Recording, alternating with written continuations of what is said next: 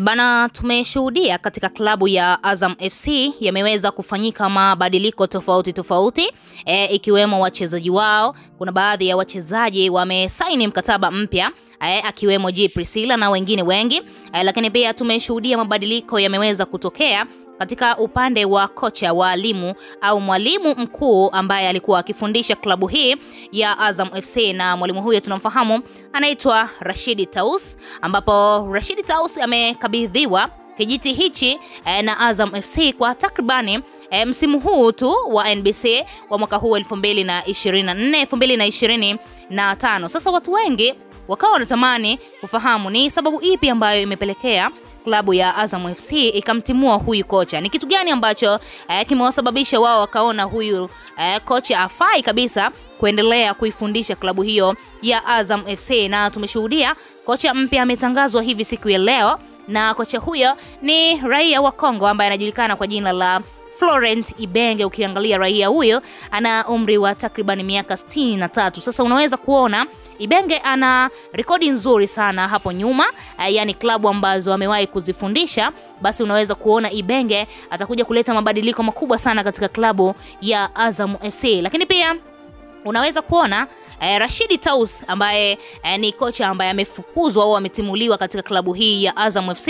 Kuna baadhi ya mambo mazuri sana ameyafanya katika klabu hiyo, lakini ukiangalia Azam kwa msimu huu wa NBC Premier League kwa mwaka huu 2024-2025 ni kama vile kiwango chao kimeshuka.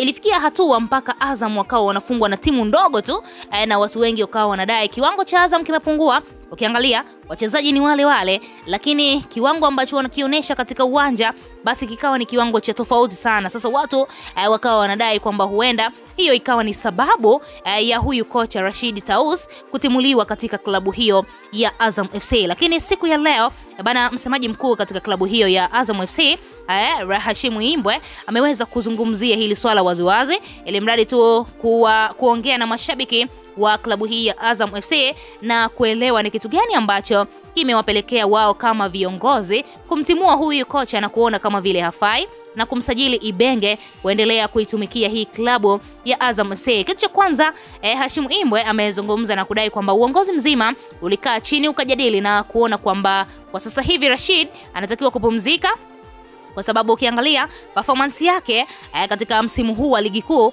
basi ulikuwa ni mbovu. Ukiangalia Azam kwa msimu uliopita wa mwaka 2023-2024 bana, walikuwa katika nafasi nzuri, yani walikuwa wameshika nafasi ya pili. Sasa unaweza kuona Simba Sports Club ilikuwa nafasi ya 3. Sasa Azam walikuwa wamepanda kwa kiasi kikubwa sana mpaka kuwapelekea wao wakapata faida kubwa sana ya kwenda kucheza ligi ya mabingwa barani Afrika. Sasa ukiangalia kiwango cha Rashid ambacho amekifanya mpaka kwa sasa hivi tunaelekea